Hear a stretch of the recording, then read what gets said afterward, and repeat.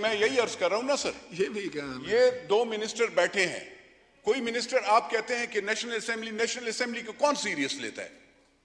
कोई लीडर आपके पार्टियों का बैठा हुआ है? डेमोक्रेसी सर छोड़ दे, मुझे जवाब ना दे, वरना मैं फिर यहां से जवाब दूंगा, फिर आप लोग सारे खफा हो जाएंगे। बात ये है सर, आप इधर बात ये है सर, किसी ने महंगाई पे वो नहीं की बात।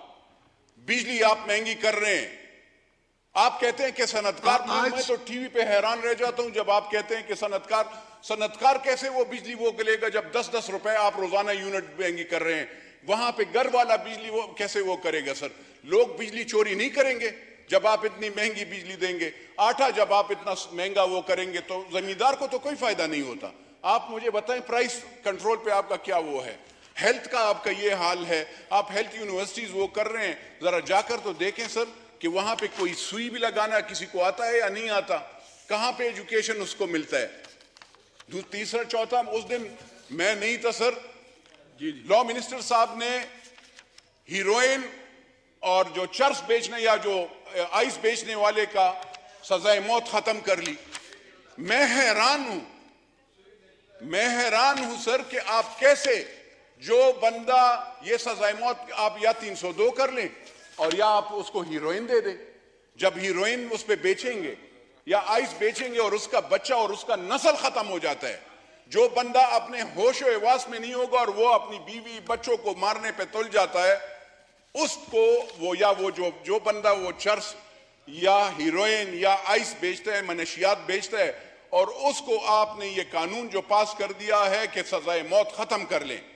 सर 3 चीजों पे कभी भी ये आपने गलत वो किया है कि एक जो मनशियात बेचता है, कोई चाइल्ड मोलेस्टेशन या बच्चों के साथ ज्यादती करता है, जना करता है, उस पे आप कैसे सर, आप कैसे उसकी वो सजाए मौत खत्म करना चाहते हैं?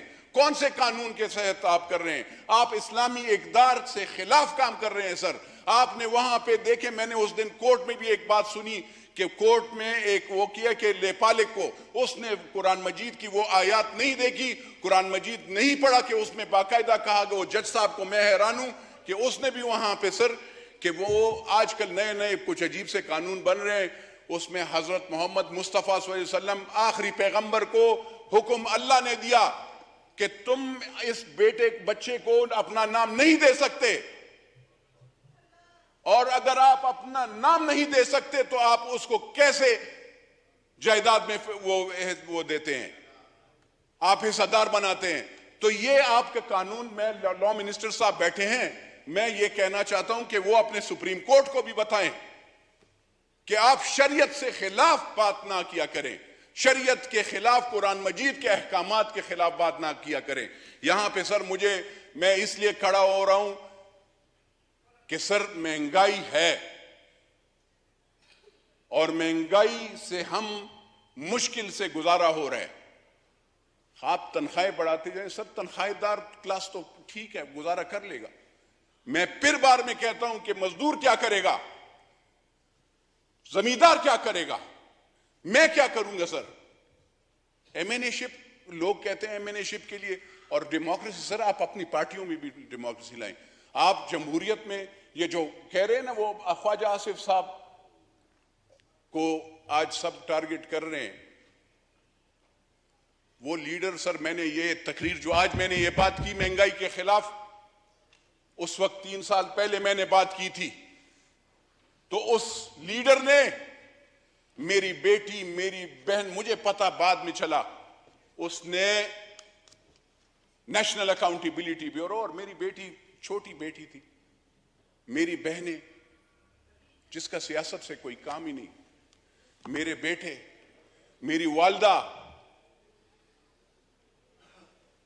उस लीडर ने मेरे बेटी, मेरी बहन, मेरी 4 बहनें, उन सब का नाम एक जगह पे सारे थानों में, मुझे थानों से वो होता है, तो वो लीडर आप उस पे वो करते हैं। मैं उन लीडरान, मैंने क्यों उससे मुखालफत की? मेरी मां बहन को जब रमजान उल मुबारक में इन्होंने तरगीब दी, इन्होंने बंदे भिजवाए, मैं रोजा इफ्तार कर रहा था, और जब मेरी मां बहन को गाली दी गई तो मेरे साथ मेरे भाई जो मुख्तलिफ पार्टियों में से थे, हमने उस वक्त कुछ नहीं कहा, लेकिन अफ्तारी के बाद जब उस बंदे ने फिर गाली दी तो फिर हमने सबक सिखाया। मां बहन की बात है, ख्वाजा आसिफ साहब की भी बेटियां बहन भी है, लेकिन एक बंदे को वैसे ही आई डोंट हैव एनीथिंग, मैं इनकी, मुझे पता है कि ये मां बहन बेटी की इज्जत करने वाले बंदे हैं, तो इसलिए। लेकिन उस लीडर से मैं ये पूछना चाहता हूं, मुझे लोग कहते हैं कि तुम उसके टिकट, मैं उसके टिकट से नहीं, मैं अपने अवाम के, मेरे हल्के के लोगों से, मैं जब उसके पास जाता था कि मेरे हल्के के लोगों को बिजली, गैस, नौकरी चाहिए, ये महंगाई हो रही है, तो वो कहता था मुझे तो गैस और ट्रांसफार्मर और बिजली पे, नौकरी पे वोट नहीं मिला। सर मुझे तो मिला है गरीब के बंदे की खिदमत पे, मुझे तो गरीब ने ही वोट दिया है। आज मैं उसी गांव, उसी इलाके में, मैं अगर एक फेडरल मिनिस्टर को या किसी भी बंदे को, ऑफिसर को कॉल करता हूं तो कम से कम उसकी बिजली एक थोड़ा सा तो रिलीफ मिलता है। यहां पे मैं बात कर रहा हूं, मुझ पे कोई FIR नहीं कट रही, मुझ पे कोई वो नहीं कर रहा, तो मैं इन लीडरान साहिबान को, सबको कहता हूं कि हौसला पहले अपने खुद डेमोक्रेटिक नॉर्म्स अपने आप में पैदा करो। आप अपने क्रिटिसिज्म, जब आप लोगों को खुद भी क्रिटिसिज्म बर्दाश्त किया करो। आपको पॉलिशी चाहिए होते, और हम लोग पॉलिशी नहीं है, हम पॉलिश नहीं करते। हमने पाकिस्तान के लिए हल्फ लिया है और पाकिस्तान के गरीब लोगों के लिए खिदमत के लिए वो की है। सर यहाँ पे राजा साहब, सॉरी सर, स्पीकर साहब, बात ये है, महंगाई है, और महंगाई, मैं ऑनरेबल मिनिस्टर साहब से, जनाब स्पीकर आपसे मेरी ये रिक्वेस्ट है कि खुदारा, चाहे IMF हो, वर्ल्ड बैंक हो, उनको ये कहें कि अगर आटा, बिजली आप हम पे महंगा करवाएंगे, टैक्सेस आप बिल्कुल टैक्स का नेटवर्क ज्यादा करें ना, लेकिन अगर आप बिजली, आटा ये महंगा करेंगे तो सर लोग यहां पे रहेंगे कैसे?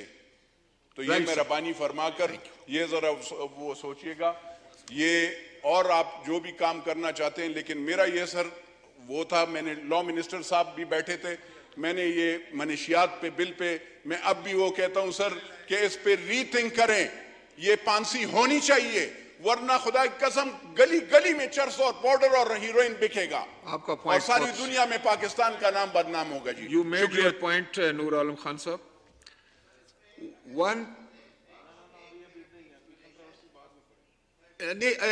लामिश साहब, मैं बाद में आपको टाइम दूंगा। जी जी जी, नहीं एक सेकंड सर, हम अपना बिजनेस जो है ये रास्ते में रह जाएगा। प्राइवेट मेंबर डे आज,